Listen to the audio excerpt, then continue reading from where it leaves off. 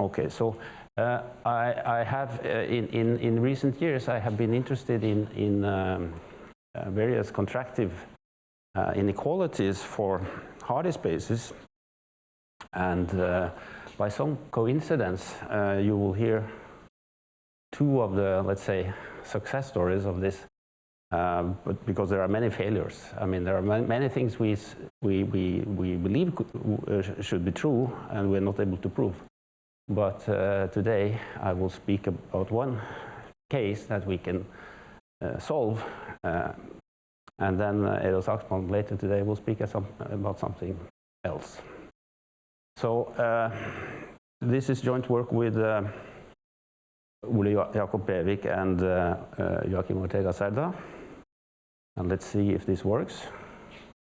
It works, yes. So the goal is to describe the idempotent Fourier multipliers that act contractively on HP of the d-dimensional torus, TD. So T is the unit disk, unit circle, and we have d copies of that. And P will be between 1 and infinity, both endpoints included, and we will disregard the Hilbert space case because it's not interesting. And the dimension can be anything. I will at the end speak about infinite dimension, but in the beginning we will have finite dimension. Okay, so I will be more precise about what this is, but let me then go to a very natural starting point here is to look at what happens in LP. We want to say what are the idempotent Fourier multipliers acting contractively on LP of the torus. And what are we talking about? Well, so I gave you some notation and terminology. So let's see if this works. Does it? Yeah, it works. So, well, we have a function f on the torus, and we can represent such a function. It is in L1, so it has a Fourier series. We have the Fourier coefficients f hat of alpha. Alpha is a multi-index which can take both positive, which has both positive and negative entries. And a DMD here is the Haar measure of the d-dimensional torus TD. So it's just a product measure of arc length of each of the circles. And then what we do is that we are given a subset lambda. So the set of frequencies here will be the full d-dimensional lattice. And we take a subset, a non-empty subset of this lattice, lambda, and we make the orthogonal projection, which means that we retain only the frequencies contained in lambda, and we throw away everything else. And the question here is, when is this a contraction on LP? So P lambda then extends. When does this extend to a contraction on LP? And I will say that lambda is a contractive projection set if this happens. And in LP, what we should do is to look at so-called cosets. So a subset lambda of ZD is a coset in ZD if lambda is equal to the coset of a subgroup of ZD plus. Sometimes we say that it is an affine lattice. So it's just a sublattice which has been translated, translation of a lattice. Okay, so this is a key concept here because we have the following theorem in LP. So this is a result that you can extract from work of Ando and Rudin in the 60s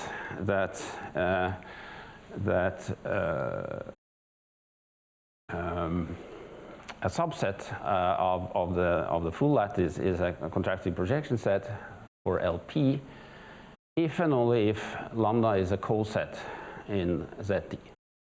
That's the end of the story. That's how it goes. And I would like to mention one interesting thing here, which is a question you immediately will ask yourself when you hear about these results. Namely, what about bounded? When are these projections bounded? And this is a very difficult question, except when P is 1. Because when P is 1, there is a full solution of it. So this is a result that can be described in the following way. So it is a result which goes back to Helsen, who studied this in dimension 1. Then Rudin studied it in higher dimensions, and finally Paul Cohen did it in the setting of compact abelian groups. So the result then, if we phrase it in our in terms of cosets, is that we have a bounded Fourier multiplier if and only if our set is a union, finite union of cosets of ZT. So this is the situation in L1. But in general, for other P's, other than P and 2, I mean 2 is obviously trivial, but other than P and 2, that is a hard question that I don't think we know so much about. Okay, so that's LP. And now I would like to give you a couple of examples. These examples that I show you really is the starting point of our activity here, because we wanted to understand what else is there. And so the first example. So we just put it frozen for people who are online. We would just like to restart the Zoom session or okay. screen it. Yeah, please. So they missed the first part now? Or? Okay.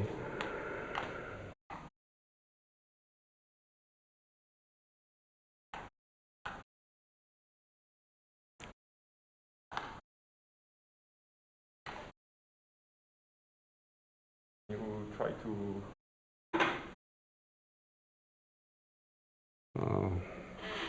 It works. Sorry? C'est bon?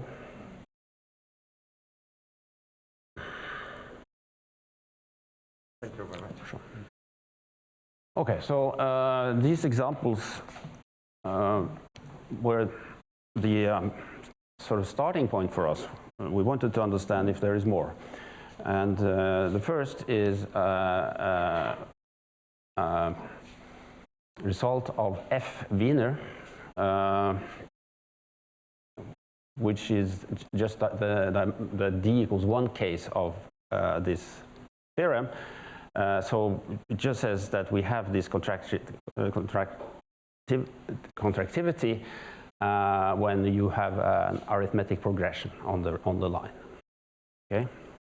So this is a very useful result that was used in connection with the so-called Bohr radius in a century ago. And then we have the case of M homogeneous. You just collect you keep the M homogeneous terms of a power series in D variables. That is also a special case of the preceding theorem.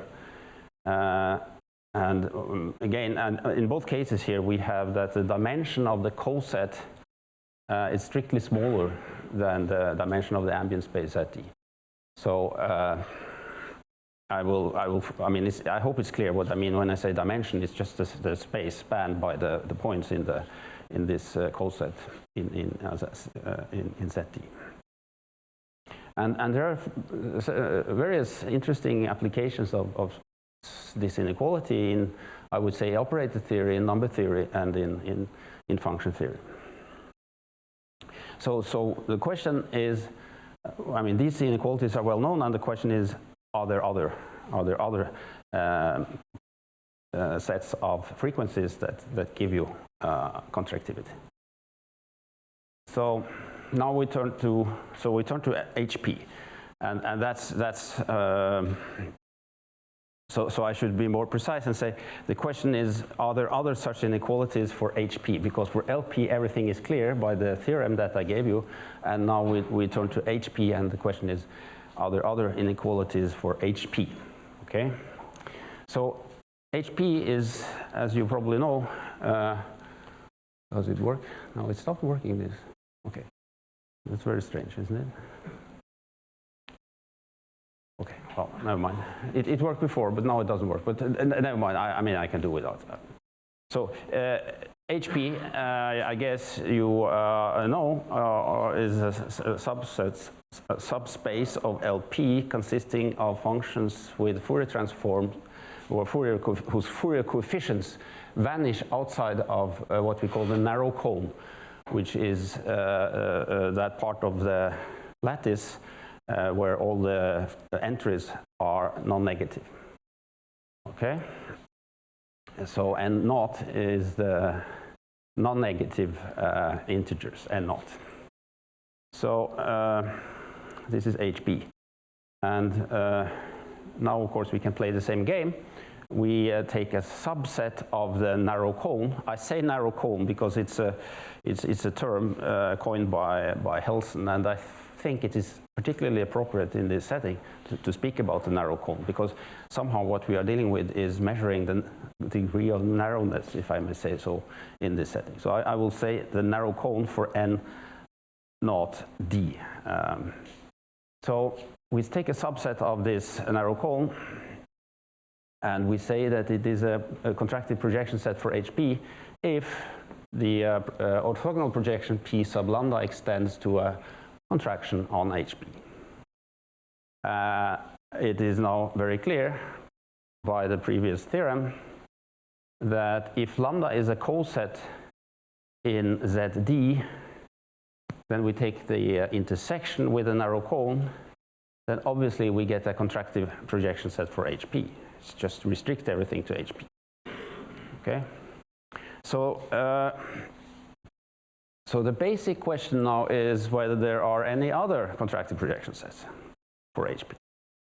Okay, than those that we just get from the Ando-Rudin theorem. And it turns out that this question, or the answer to the question, depends in a very interesting way on two things. First, it is the dimension of what I call the affine span of lambda. I will refer to that simply as the dimension of lambda. So you have this set of frequencies that lie inside of the, that is a part of the full lattice, and of course these sets spans a subspace, or I shouldn't say space because it's an affine space, but it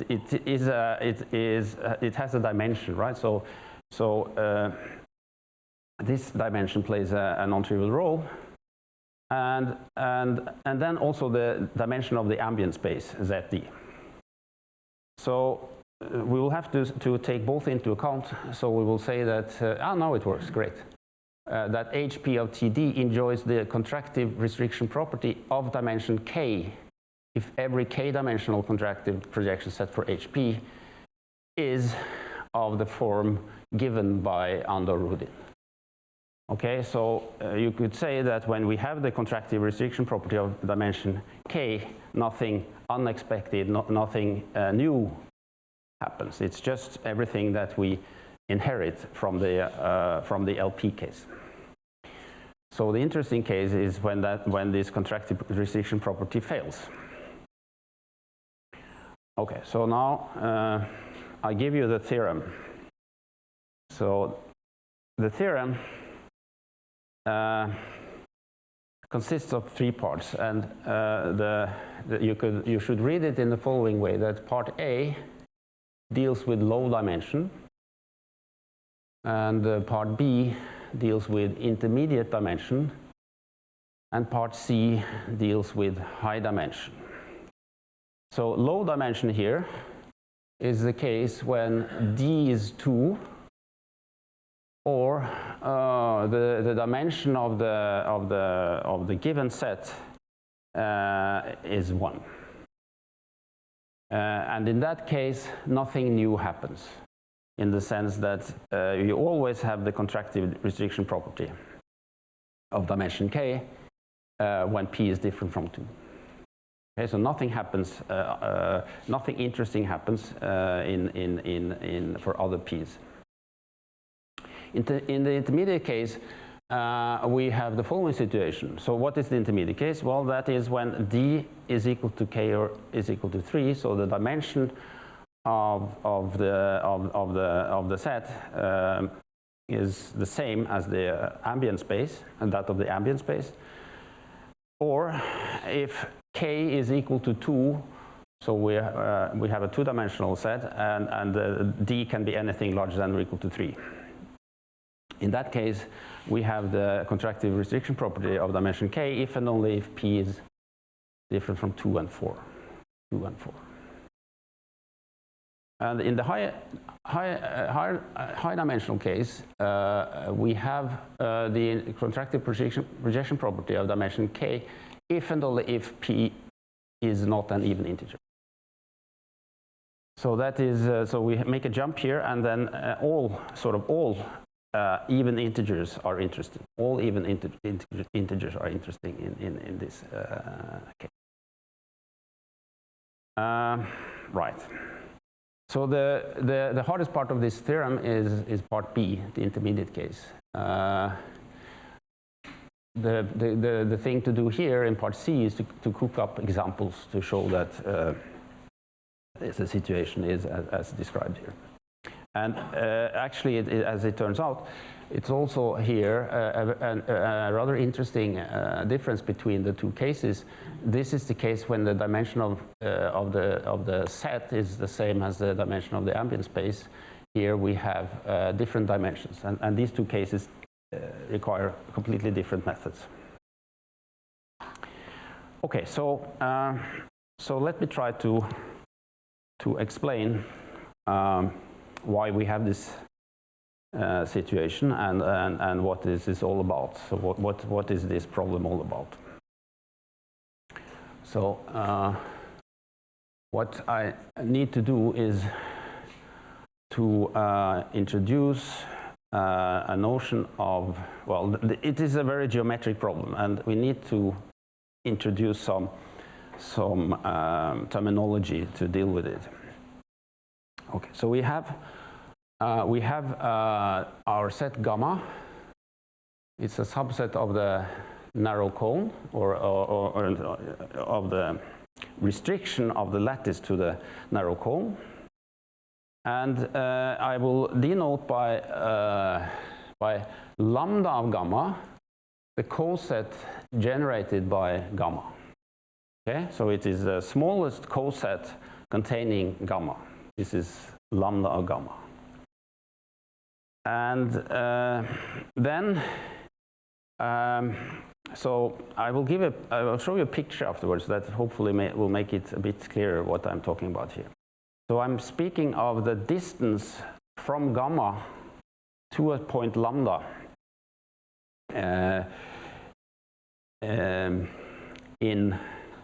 in that coset. So lambda is in this coset, and I declare the distance between the given set gamma and this point lambda in the coset in the narrow cone. It's very important that we are now in the narrow cone.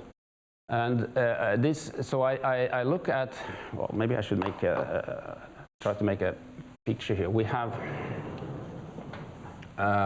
we choose some point gamma in this gamma in the capital gamma. Okay, and then I look at, so I have gamma here, and then I have the points alpha. So you have alpha 1, alpha 2, and so on. So you have the vectors going from gamma to these points, and m here, the m's are the coefficients that I put on these vectors, and taking a linear combination of these vectors, I will arrive at lambda. Okay, so there is one way. One way, if I just pick, since lambda lies in the coset, there is a way to get there by taking linear combinations of these vectors. And I care very much about the sign of these lectures. So what I do is I sum up the positive coefficients, I sum up the negative coefficients, and I say that the distance will be the maximum of the sum of the positive and the negative coefficients that I put on these vectors to reach the point lambda, which is somewhere here, right? So I start there, I take linear combinations, and I arrive at lambda. And this is the so I take the max, but this was for a given gamma, and then I take the inf for all possible ways to do it. Okay, so I could go there in different ways, but I take the inf of these numbers will be the distance. So, and then I say that I make an extension of the given set. So I take the n extension of gamma will be the collection of those points in a narrow cone that lies at distance at most n from the given set gamma. I think, yes, and I give you a theorem which I will explain more about afterwards, but this is it reflects the geometry of the problem and says precisely in geometric terms what this contractive projection property is. So it's a geometric expression for this. So it says that that a set gamma is a contractive projection set for h2n plus 1 if and only if the n extension of gamma is gamma itself. I think it's good with a figure to try to clarify what's going on here. So this is an attempt at, dimension 3 we can sort of handle visually, right? So we are now seeing so we have the x-axis and the y-axis, and the third axis will point out of the screen. So it is you can think of it as the center there of this figure. And I'm given so gamma in this case are the black points, and the black points are 3, 0, 0, 0, 3, 0, 1, 1, 1. So you see these 2 points, right? You see at the coordinate axis, and this other the third point 1, 1, 1 you see in the middle. So we see this from, let's say, above, and the shaded triangle that represents the intersection of this plane and the narrow cone. So the plane in which these 3 points lie, the intersection of that with the narrow point. Narrow cone, that's the shaded triangle. Okay? Is it clear? I don't see much reaction because of your mask, so. Right. So now the blue points, they represent the one extension of the 3 given points, the blue points. So the blue points, they all lie outside of the narrow cone. Trust me, the blue points constitute the one extension. But then I go to the 2 extension. So the red points will include the points that are at distance 2 from the given points, and they, as you can see, well, of course, you get to more points when you have distance 2, and in particular, you reach the point at the origin. and the point at the origin lies in the narrow cone. So you see that you need actually, to get back to the narrow cone, when you make these extensions, you need to take 2 extensions. It's not good enough to take 1 extension because you end up outside of the narrow cone. So you get back to the narrow cone with the 2 extensions. So that actually gives you, this example gives you, shows you that you are in a non-trivial situation when if you take into account this theorem here. So you see that you have a non-trivial situation when the dimension of the given set is 2 and the dimension of the ambient space is 3. And it shows that for L4 or H4, there are contractive projection sets that are not subsets of, that are not the intersection of a coset with the narrow cone.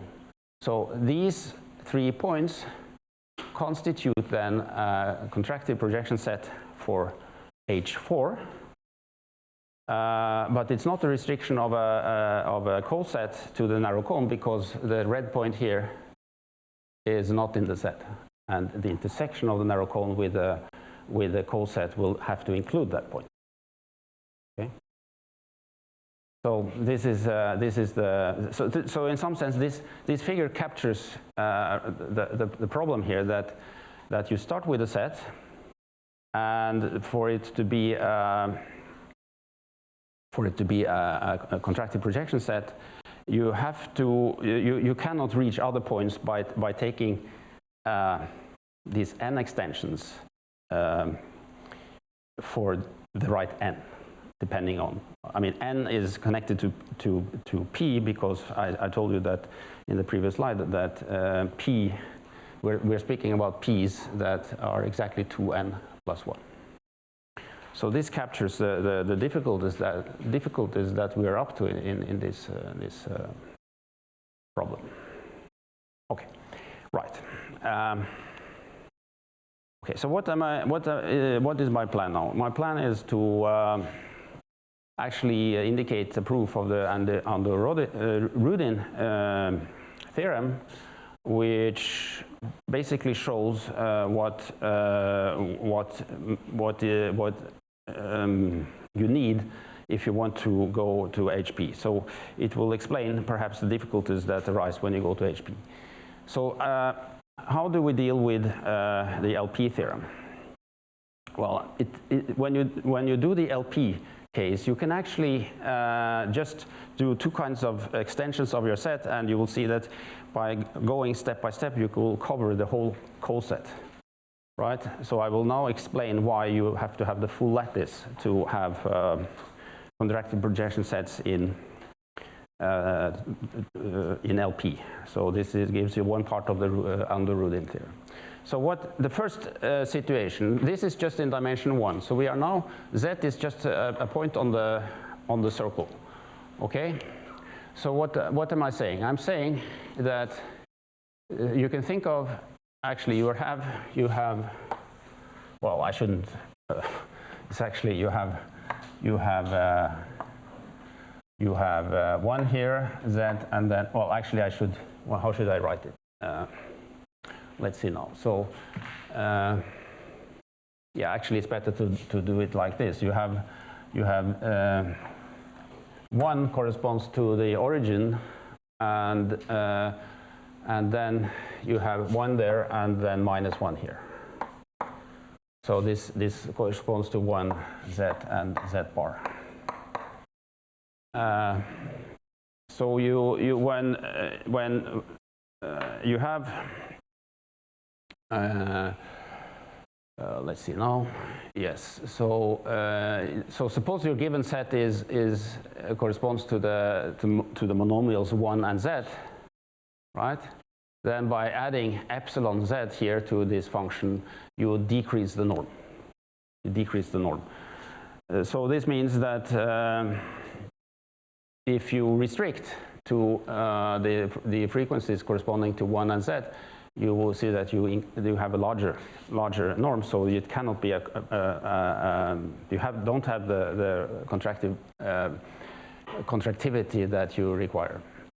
So what this shows is that if you have 2 points, then the point extending it by reflection to the point on the other side, and of course by symmetry to the next point, you see that you need to have all the points on the line.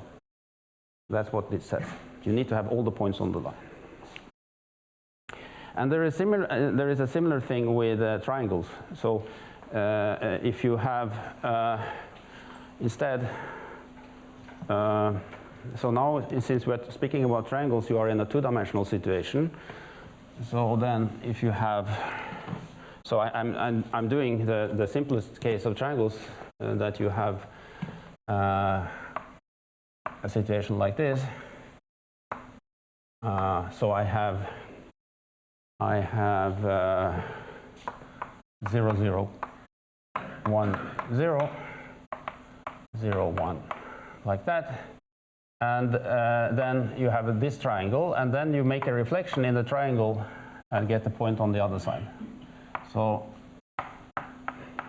this is what the second lemma tells you. So it shows that all such, whenever you're given a triangle, when you take a reflection like that, you'll need to have the point, the reflected point. So that allows you to make two-dimensional extensions. I always, well, P is infinity is a special case, so it needs this special well, formulation, but it's always there. I mean, P equals infinity always is part of the game. Okay, so then let me give you a picture. Yeah, this is just, I'm saying that, okay, this is the basic phenomenon, and then in order to treat all possible reflections of triangles, you need to make a sort of a translation here. So instead of z, you're looking at z to the alpha minus beta, where alpha, beta are points in gamma. But so hopefully it's clear that whenever you have a triangle, you need to have the reflected points there as well. So here I'm back to the same figure, but now I'm just saying that we are given the 3 points, right? Remember the black points, and you will see that the blue points here, those are the ones that lie on all the lines through the points. I mean, you have 3 lines through the 3 points given, and the blue points here are those that need to lie on these lines. So these are the linear reflections of the given points, and the red points are the triangular reflections. So for instance, you see you have a triangle here, and that red point is a reflection in that triangle.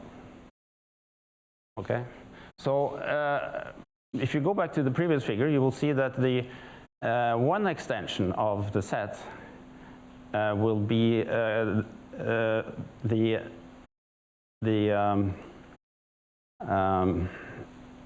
linear reflections and the triangular reflections taken together. So those are precisely the one extension that I spoke about in the previous picture. So if you go back to the, let's see now, yeah. So now all the blue points here are the blue and red points in the next figure. So these are precisely the one extension of the given set. So so that's the problem here. If you by this extension algorithm that you're given by these 2 operations, you can prove the Ando-Rudin theorem. But in our situation, we cannot do it, because we need to make 2 extensions, 3 extensions, and so on. So we need more ways of extending the set. Yeah. So this slide just treats the special case of P equals infinity, because it turns out that P equals infinity, you can you can treat separately and you get everything by a simple argument. And I'm not sure I should do it because I'm already pushing you too hard with technicalities, so perhaps I should leave it. But there is a simple procedure for doing it in the p equals infinity case. So believe me, maybe I just say that you have a way to deal with p equals infinity that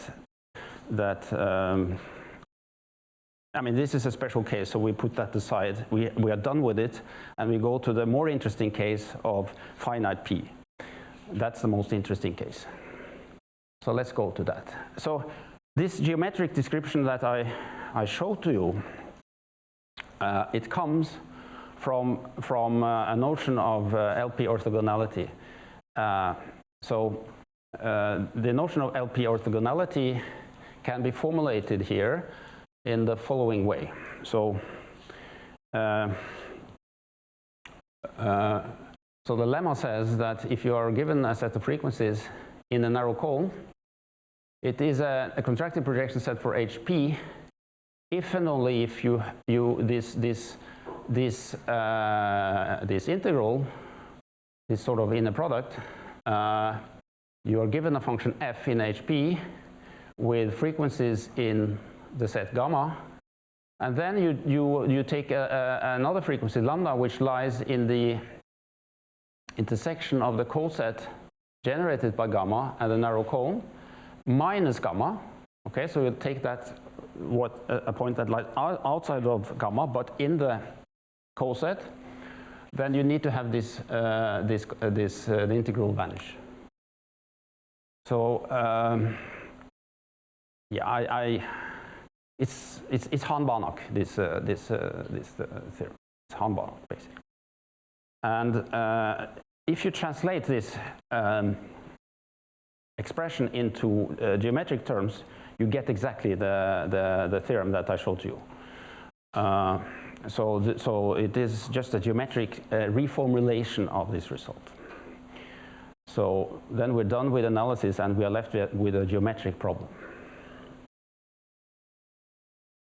And the case of so when p is not an even integer, you can get your result almost immediately now by the binomial theorem. So this is also a computation that I probably shouldn't bother you with.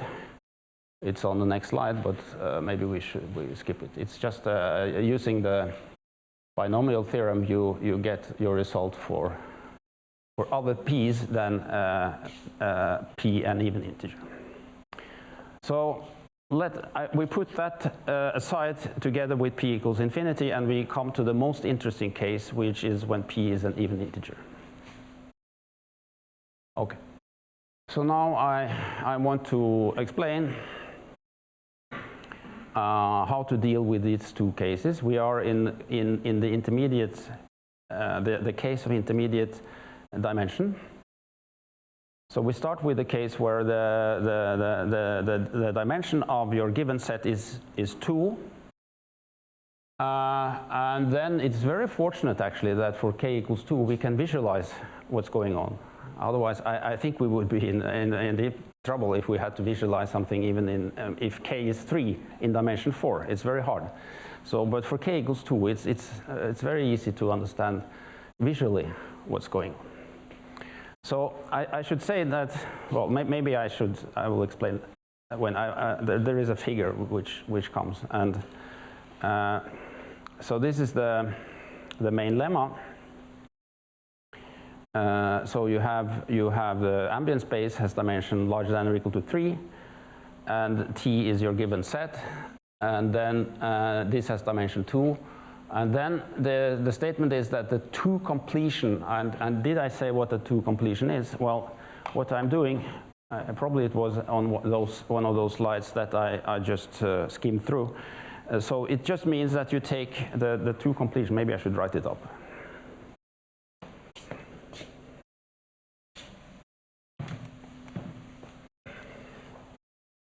So it just means that I take I iterate. Okay, so I take this means that I take the first I take the n extension of t, and then I take the n extension of t again, and I do it k times. Okay, so I iterate, and I take just a union of those. So by step doing all possible, all these extensions, I get to the 2 completion. So in this case, n is 2. Okay.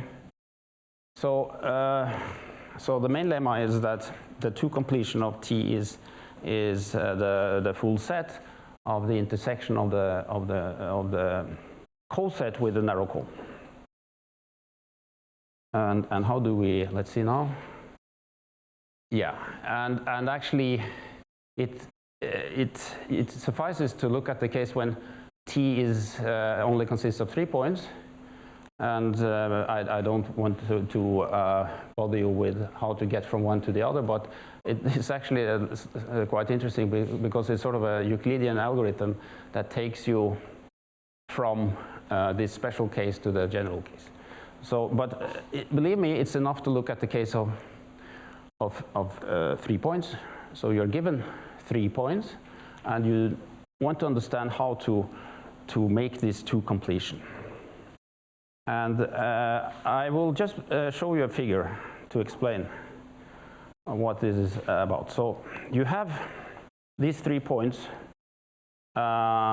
these 3 given points, and you want to reach, so the shaded region here, the shaded region you can think of as the intersection of the narrow cone with this plane in which these 3 points lie. Okay, so think of that as the intersection with the narrow cone. Now you want to reach all possible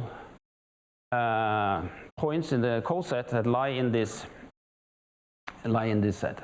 And the difficult thing here is that this, I try to indicate that this is a very narrow thing. This set is very narrow. So think of it as a very, it's a triangle which looks a bit like this, right? So you want to, so you have your 3 points, and you want to understand if you can reach a point that lie deep inside the corner there. And that is the hard part here, to see that you can actually do this by doing 2 extensions. And this just is an indication that you actually need 2 extensions to reach the point. So the 3 given points are alpha 1, alpha 2, and alpha 3. And I have indicated how you can get by 2 extensions from those to that point in the corner. So this is the game we're playing, how to reach that point in the corner in general. And it turns out that it's enough with two extensions to reach that point. So that is the problem here. You have this set in the narrow cone, and how to get deep into the corners of that point. Okay, so then we go to the other situation when the space and the set have the same dimension. So then the game is completely different, because then the job is, instead of reaching a point in the corner, to get out to infinity. That is the problem, to get out to infinity. Then you can imagine, then comes the narrowness of the narrow cone, that you are sitting. I'm not sure if I'm probably not able to make a picture of the narrow cone in well, in dimension 3 probably I could, but I will save you for it. So you can imagine that the narrow cone is very narrow, close to 0, and how to reach infinity from there. That's the problem, playing this game of n extensions. And here is the lemma that actually just tells us that once we have found a path to infinity, our job is done. This lemma tells you that once this has been found, you know how to get to infinity, you can actually get everything you want, because there is a simple way to, so what is the thing here? Yeah, beta minus alpha is your path to infinity, because you have 2 points, and you, by taking the difference between the 2 points, you get yourself a vector with positive entries. And once you have a vector with positive entries, you can just use that vector and get out to plus infinity, to get out to infinity. So with that, you can show that the n completion, this is the n completion, so this union that I wrote here, it's just the one extension of the one completion of T, and then with the two points that allowed you to reach infinity. So with that, you actually get the full coset intersected with the narrow cone. So the game is find this path to infinity. That is the game that we want to play. Okay, and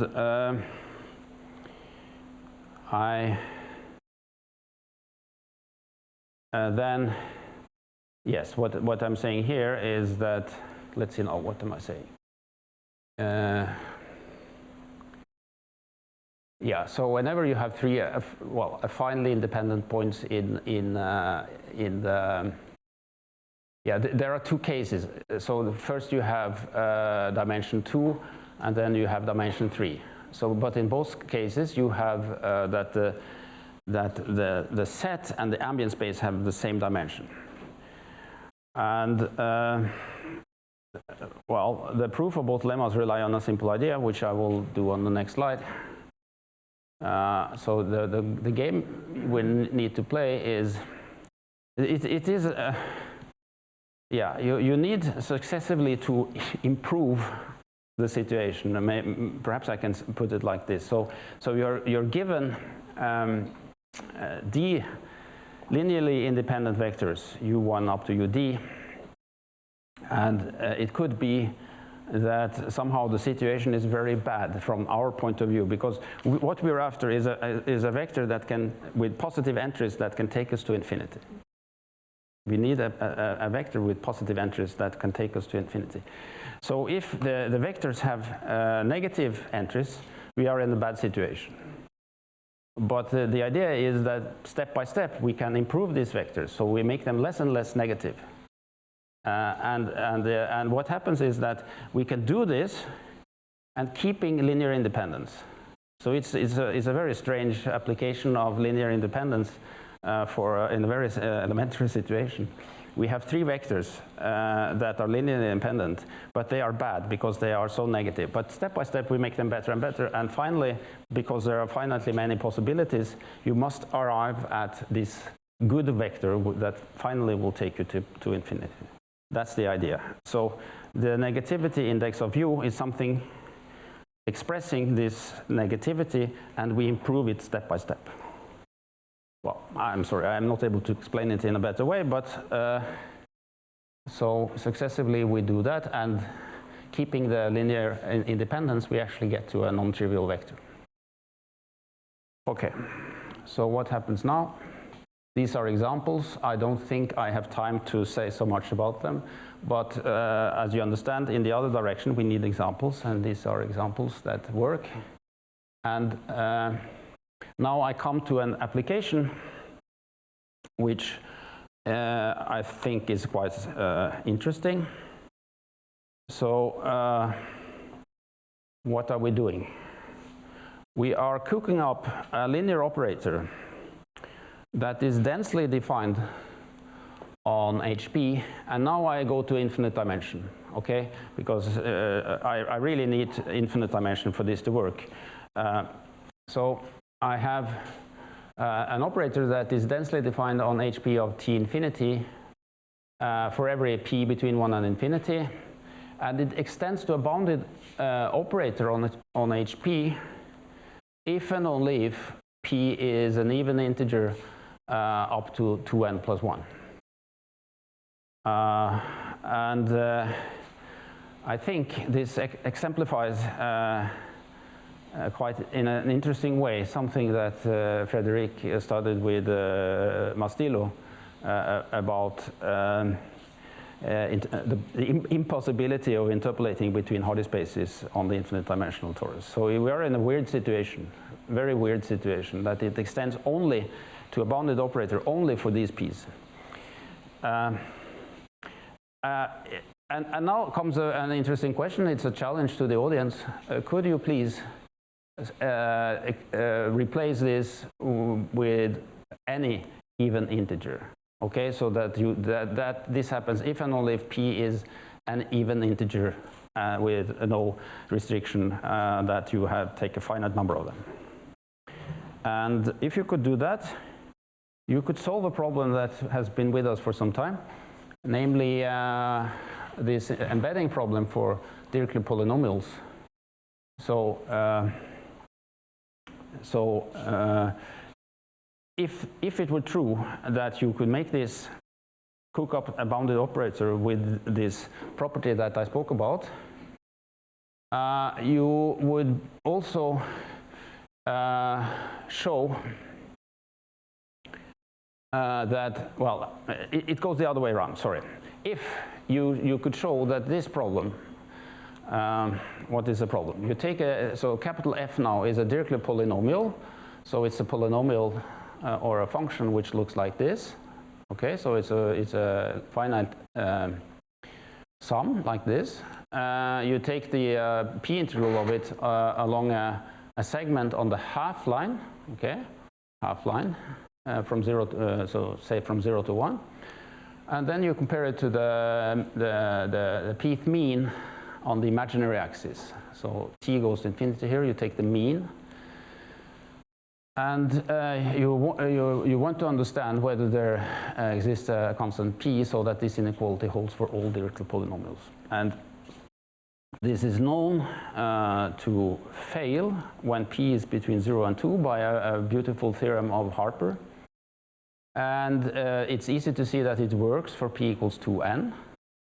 And then the question is if it fails for other p's.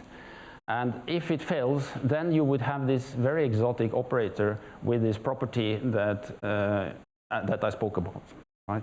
So it goes in this direction. So show that this is impossible, and you have found this very exotic operator that I spoke about.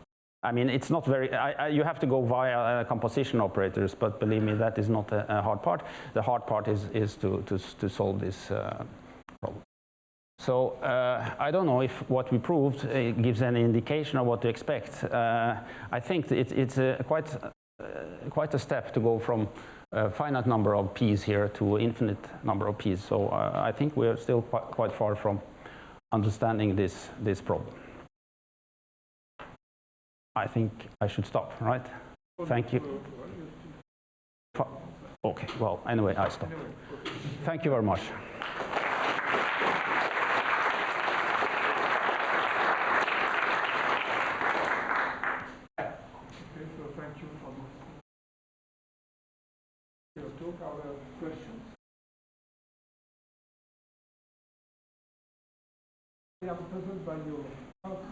There was one. So you focused on the norm one projection? Bounded projection? Sorry? If you are only interested in bounded projections and yes. not norm one projections, yes. you have examples in finite dimensions that do not come from bounded projections. Ah, well, that's a good question. I can only say that's a good question. I cannot give you, I don't know if anyone, maybe Eero, you know, but certainly a good question. Maybe someone should look at that, yes. Could very well be. I mean, I would expect it, but because you have so much more room in, or you're so restricted in HP, I don't know, but good question. Okay, are there other questions? Yeah, you said that your question was very difficult, but in your theorem, what prevents you to get that for any even integer? Yeah.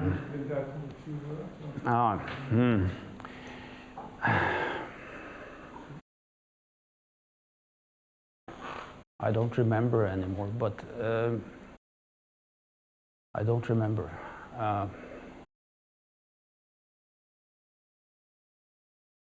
I need to look at it again, but it's somehow very clear that there is a barrier. You cannot go. But I'm not able to. I need to look at it again. Okay. Yeah, I mean you are. Yeah, no, I should take a look at it again. So no more questions. So then I think we thank the speaker again.